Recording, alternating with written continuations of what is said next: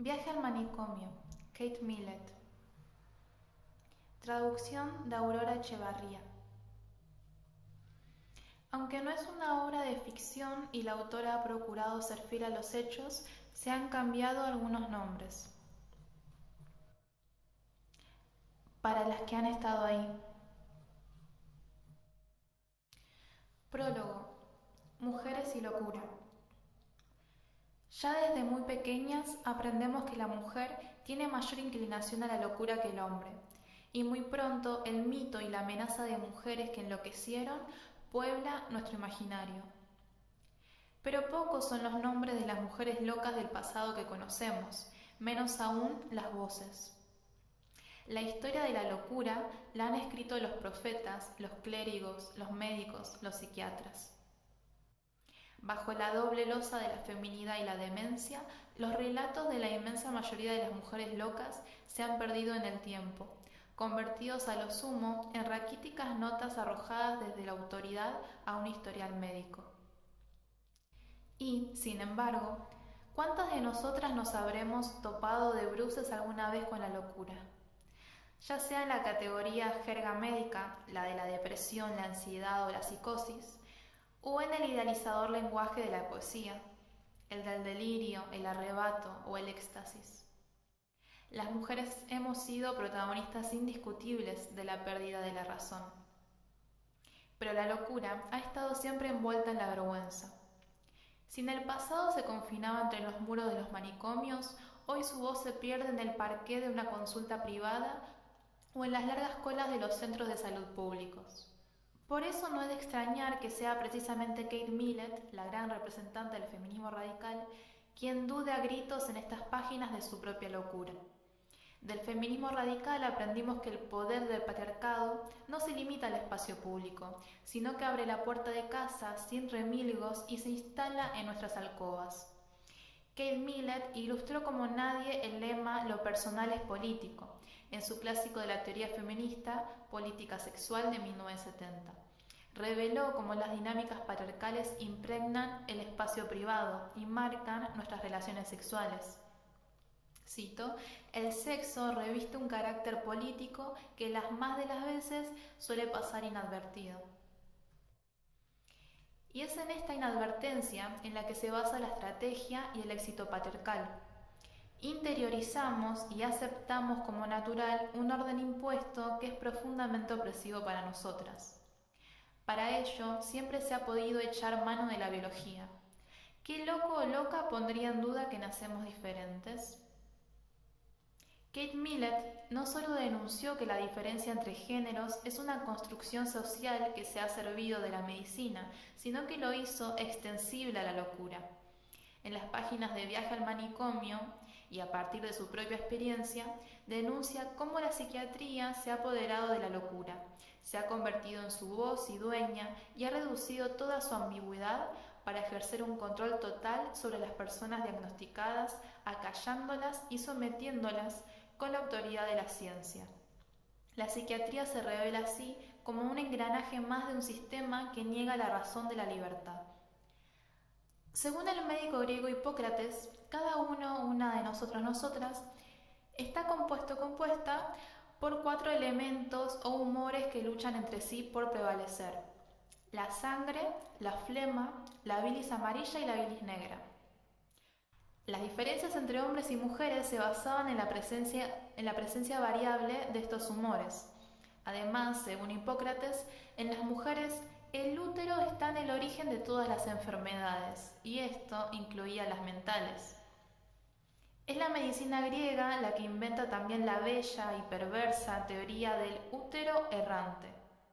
Según esta, cuando había un desequilibrio entre los 4 humores, el útero se movía libremente por el cuerpo de las mujeres en búsqueda de humedad. En función de qué parte oprimiera, se producía una u otra enfermedad. Si oprimía la garganta, la mujer perdía repentinamente el habla. Hoy ya nadie cree en los humores ni en úteros que andan. La medicina ha impuesto un modelo biológico de la locura que considera, pese a no tener ninguna prueba empírica al respecto, que esta es fruto de un desequilibrio químico en el cerebro. Muchos siglos separan las teorías hipocráticas de las tesis biomédicas de la psiquiatría contemporánea, y sin embargo, hay algo que sigue ocurriendo. Según las estadísticas, las mujeres continuamos sufriendo en mayor proporción la desaparición del lenguaje que supone, en palabras de la propia Millet, la depresión. Y tanto ahora como entonces, los principales tratamientos son individuales y físicos. Paseos y purgas en la antigüedad, psicoterapia y farmacología en la actualidad.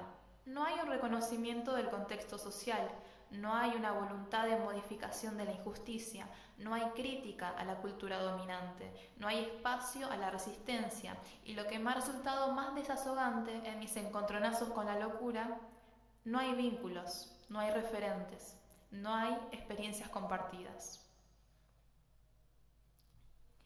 Esa recuperación de voces silenciadas que tan sabiamente ha emprendido el feminismo tiene una cuenta pendiente. Hay que poner patas arriba a los manicomios, hay que recuperar y construir una genealogía de la locura en la que las locas seamos las protagonistas. Y esta es sin duda una de las razones que hacen de Viaje al manicomio un texto imprescindible, no solo como testimonio, sino como reivindicación. ¿Por qué no debería contarlo una de las miles y cientos de miles de personas que han conocido el infierno y la traición, el miedo a la locura y la locura en sí? Romper el tabú de la respetabilidad que tan pocas veces se ha roto, desafiar el sistema que mantiene a millones bajo control, intentar explorar la región de cuyas fronteras solo regresan viajeros silenciosos y censurados. Kate Millett narra en estas páginas una experiencia compartida por millones de hombres y mujeres. Cómo fue encerrada en un manicomio y medicada contra su voluntad. Las degradaciones y humillaciones que sufrió por parte de la psiquiatría institucional. Su caída posterior en la depresión. Su lucha para recuperarse a sí misma y a su entorno. Y durante el libro, gracias a la literatura, hace de ello una experiencia colectiva. La dedicatoria ya es toda una declaración de intenciones, para los y las que han estado ahí. Existe toda una geografía del dolor y el sufrimiento de la locura. Está la del viaje literal a los manicomios, instituciones totales tradicionalmente alejadas de la sociedad que han hecho de los locos extranjeros y han actuado como moldes de opresión.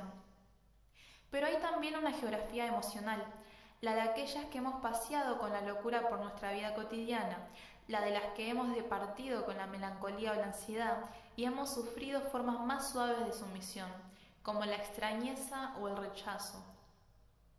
A todas ellas les habla este libro. Con todas ellas busca hilar una historia común, porque nadie es ajeno a la locura, porque, como recuerda Millett, hay un destino ahí, que, al fin y al cabo, tenemos ante nosotras toda la vida: perder la razón. Si bien Millett escribe teniendo muy presente su realidad como mujer y recrea la comunidad que establece con pacientes mujeres, la experiencia de la locura femenina tiene muchos puntos en común con la masculina. Nuestra sociedad concibe la locura como algo esencialmente femenino que, incluso cuando es experimentada por los hombres, representa metafórica y simbólicamente en forma de mujer. A los hombres locos se les otorgan atributos relacionados tradicionalmente con nosotras, como la irracionalidad o la visceralidad, y se los lleva a terrenos ocupados históricamente por mujeres, el silenciamiento o la sumisión. Es en el relato de su experiencia en el psiquiátrico de Irlanda, que ocupa toda la segunda parte, cuando Millett da rienda suelta a esta fantasía de hermanamiento entre locas.